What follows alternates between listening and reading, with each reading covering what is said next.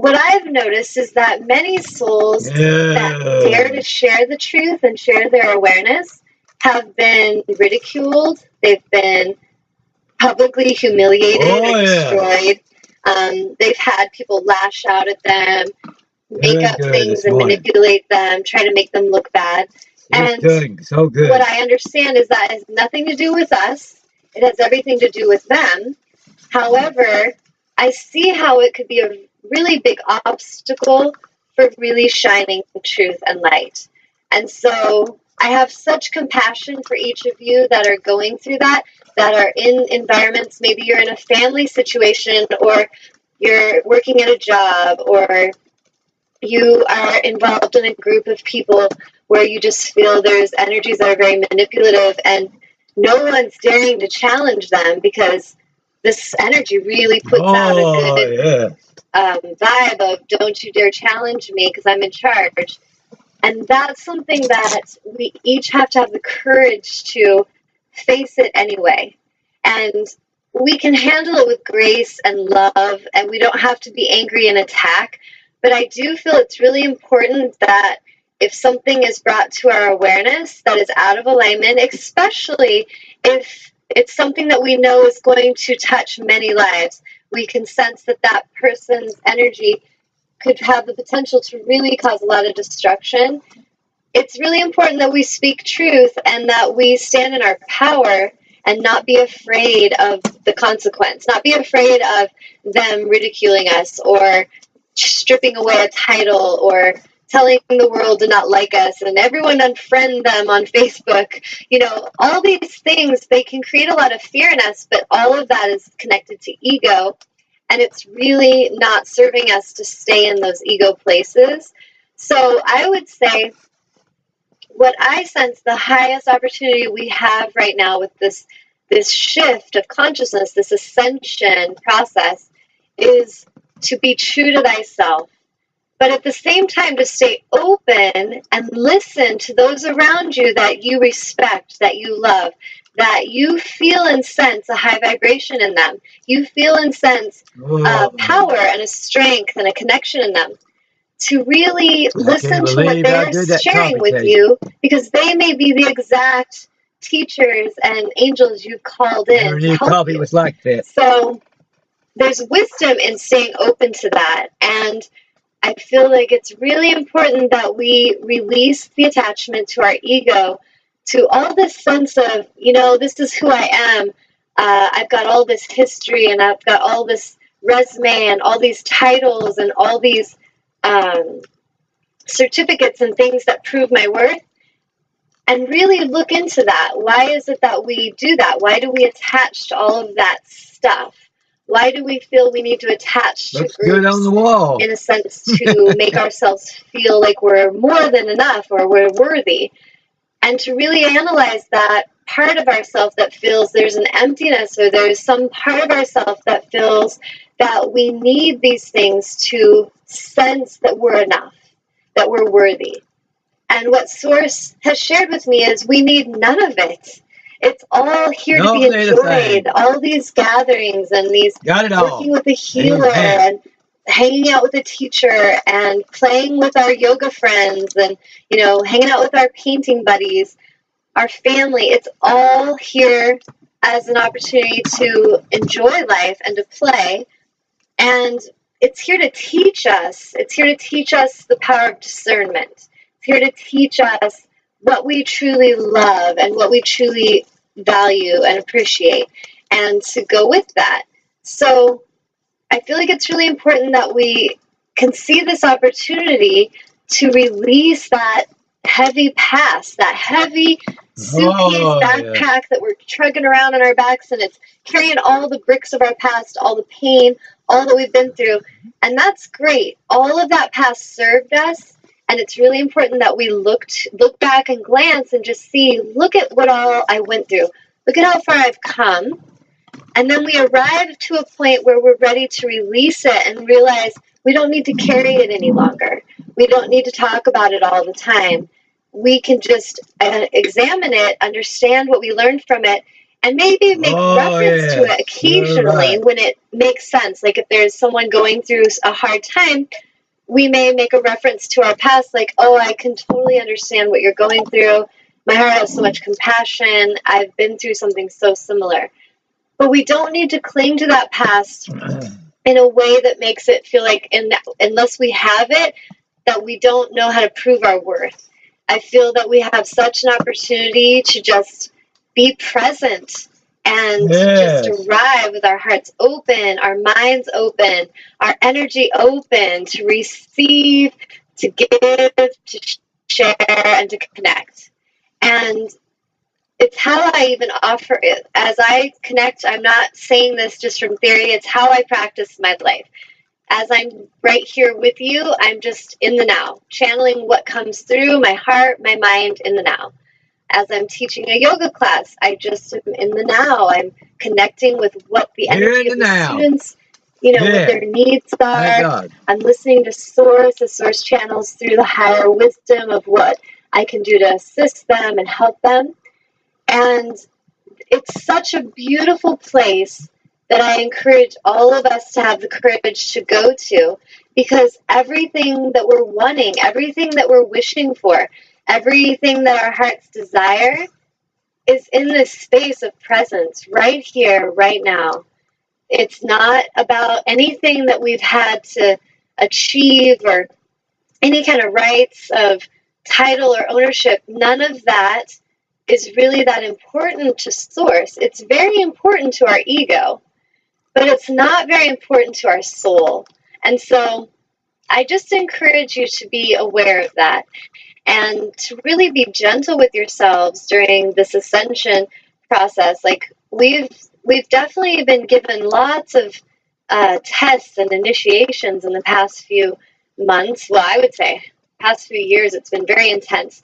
But it seems to me, from my own experience, that the frequencies and the vibrational shifts are happening very quickly, and we are shifting and we're evolving with lightning speed.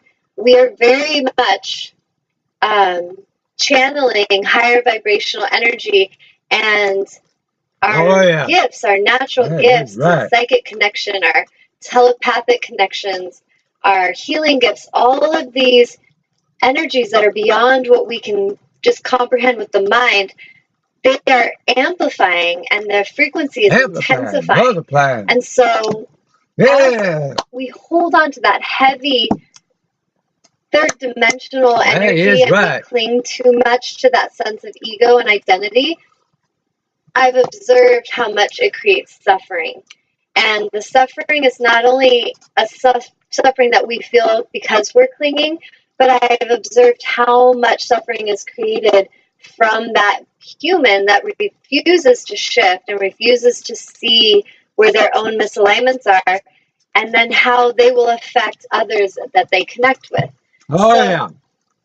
If you think of it, your highest goal right now is your own self-love. Your own frequency and vibration is the highest priority. However, don't underestimate the power of your coming into that alignment. Your coming into alignment is going to assist and raise the frequency of everything you connect with, every human you interact with, every relationship you're a part of will benefit from your alignment. So it's really important that we aren't afraid to stay in our alignment. It's very important that we start to open our eyes, our physical eyes, our inner eye, to see truth, to really feel energy, to really feel and discern the intention of another, and not to go blind, not to go back to sleep. Because each of us, each one of you that is tuning in today are here for a reason. And it's maybe a higher reason than maybe you consciously are aware, and maybe many of you are consciously aware of it. Like everything I'm saying is, holy crap, she's speaking right to me. That's what I'm going through. I get it. But every one of us is going through this, and we have this amazing opportunity to really come into our power and to choose alignment over fear. Now, we know fear. We've been there, done that, right? Every one of us has walked through darkness, walked through the lower vibrational energies, and it was to serve a purpose. It was to help wake us up. Our souls had a contract and an agreement to come in and to go through these experiences, to attract the abusive relationships or the negligent parents or the controlling co-workers or whatever it is. There's a part of us that we drew that energy to us from soul contracts and also from law of attraction. We have a frequency and a vibration, and as we're putting out and emitting a signal, we are drawing the very energy that we're putting out towards us. So sometimes when we pause and we know that we're struggling and we thank Spirit for bringing in a helper or a mentor, a teacher, then we will notice the teacher arrives and has important information to share with us, or they're there to, shine their light to help and assist us. And there's times that we maybe don't think we're ready for that, and so that teacher comes in and we don't really want to hear what they have to say, so we slam the door in their face and go right back to where we know, which is fear, the land of fear. And like I said, we know that place well. It's a place of control. It's a place of paranoia. It's a place of manipulation. And it's really not necessary.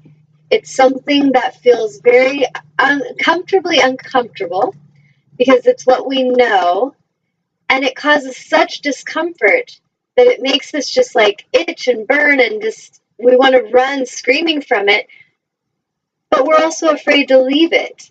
And so this is kind of the delicate balance in the shedding of the ego. Think of it as your caterpillar is that egoic self, and you're going to that cave of darkness to lose all sense of identity, to lose all sense of what you've been clinging to, what you've been attaching to yourself to tell the world this is what makes me more than you, or what makes me worthy, or what makes me superior, or what makes me a victim so that everyone will just take care of all my needs because I don't feel I'm capable. It's that sense of identity that we have to release in order to become the butterfly. And every one of you watching, your soul is ready for the butterfly. I can feel it. I feel it in every fiber of my being that this planet and this consciousness, this human space of consciousness is ready to just blast forward and expand into a higher frequency and a higher vibration. I know that many souls have come, like myself, as messengers to assist with this shift. And I know that our messages can feel frightening because as truth is brought in, it often can challenge the very core of what you've identified your whole life to be about. It could challenge the very structure that you attach yourself to. However, if your foundation's been shaky and your foundation has not brought you prosperity and love and abundance and feelings of safety and not safety meaning I can just control, but this true feeling of safety and inner peace, if these things have not brought that, it might serve us to be open to the messengers and to work with them and to listen to what they have to say, because they love us, they care about us, they want to help us.